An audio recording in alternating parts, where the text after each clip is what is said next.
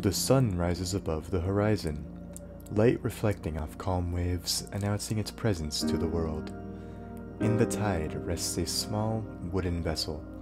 It is too small to command itself on the sea, so instead it allows the winds to gently push it along towards its destination. The man commandeering this ship is a Korean fisherman. The year is AD 735, and he is attempting to make an honest living. Though earlier in the morning he awoke with a mild headache and nausea, this ultimately does not deter him from his work. There is money to be made, after all. In the distance, the mainland of Kyushu, Japan becomes visible. The man takes stock of his catch for the day, a subpar haul, but still able to fetch a pretty penny at the port of Dazaifu. As his paltry craft slowly floats towards land, the fisherman is able to relax before a long day of bartering. Thoughts of his illness hardly cross his mind. Unfortunately, he could have never known, at the time, that he was patient zero of the deadliest epidemic in Japanese history.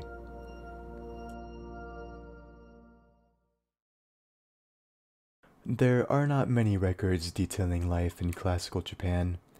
It wasn't until the Nara period that Japanese historians began to keep a written history of the nation.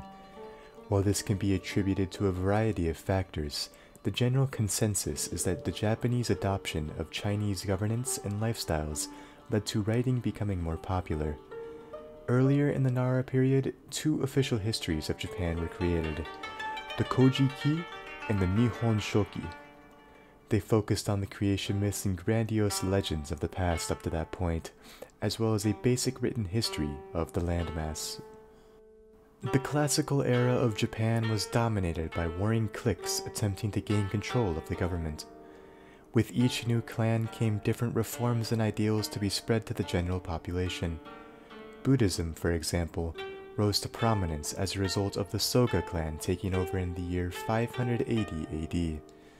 Buddhism, as a result, held a large amount of influence in the region, impacting governance and culture alike. The chaos of warring factions would calm for some time nearing the 8th century, bringing us to the introduction of smallpox to the Japanese island. In order to fully recognize how destructive smallpox was in the Nara period, one must first understand how smallpox works. Smallpox is a viral disease caused by the virus family Variola. It affects only humans in nature. Early symptoms were similar to other illnesses common at the time, such as the flu and the common cold. This made it difficult to distinguish it from others until the more serious symptoms began to manifest. This included the characteristic bumps seen on those who have contracted the disease, but also among these symptoms were rare cases of hemorrhaging lesions, which bled into the skin and other mucous membranes. The overall fatality rate of the infection was around 30%. If the infection was hemorrhaging, it was almost always lethal. The secret to smallpox's infectivity is the composition and behavior of the virus itself. The large size has allowed it to be thoroughly studied in labs, revealing with detail how the virus enters a cell and begins to replicate. Smallpox is a unique virus, owed to the fact that it replicates within the cytoplasm of a cell instead of the nucleus.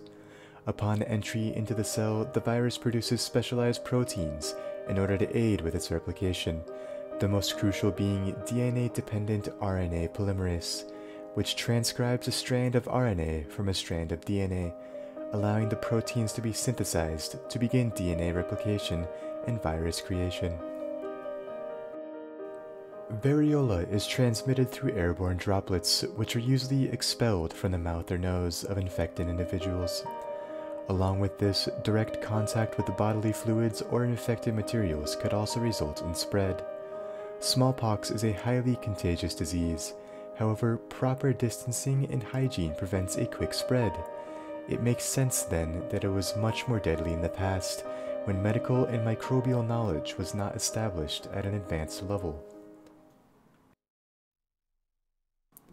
The epidemic began on the Japanese island of Kyushu in AD 735. It is believed that it was transported there by a Korean fisherman, as the port of Dazaifu was the first area to fully feel the effects of the disease. During the summer of this year, Kyushu was ravaged by the plague.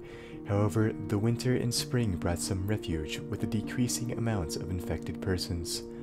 All hope was lost, however, when a group of Korean emissaries passed through northern Kyushu, carrying the virus to mainland Japan and, eventually, the capital.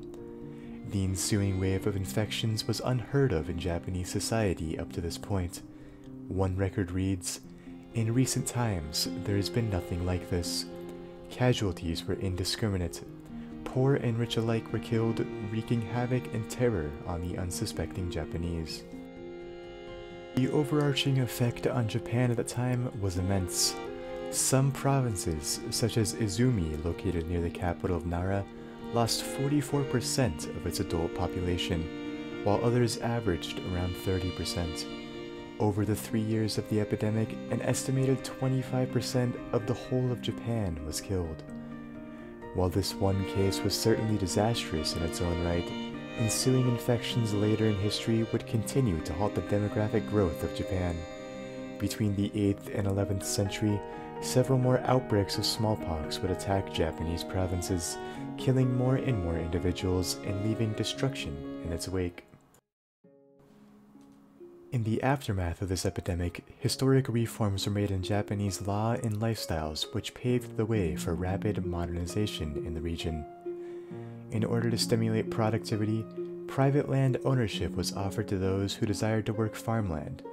Tax waivers were given to individuals and families affected by smallpox, and support of Buddhism grew nationwide, granting a massive cultural change which lasted through the next several centuries of Japanese life.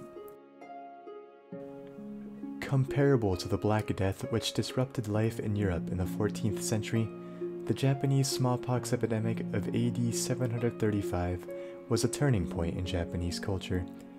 After the effects of this event were fully realized, a changed Japan emerged from the chaos and destruction, ready to modernize and improve in ways previously unprecedented. While the lives lost in this tragedy cannot be discounted, it is equally important to recognize that the terrible events often lead to reformations which were greatly needed, a silver lining to the devastation.